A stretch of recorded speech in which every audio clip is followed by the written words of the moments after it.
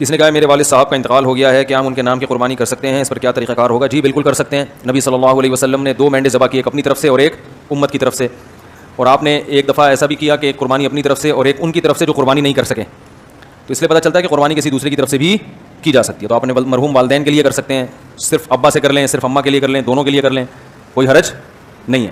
ہاں اب دونوں کے لیے کریں گے تو کیا ثواب تقسیم ہو کے ملے گا دونوں کو؟ یہ ایک سوال ہے بھائی، سمجھ میں آ رہا ہے؟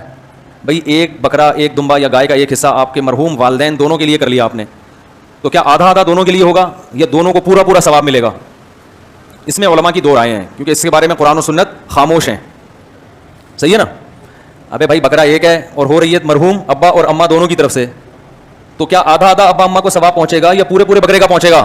سوال سمجھ میں آئے گا تو پھر جواب سمجھ میں آئے گا نا. تو اس میں علماء کی 2 رائے ہیں، کیونکہ قرآن و حدیث جہاں واضح نہیں ہو تو پھر اجتہاد ہوتا ہے نا.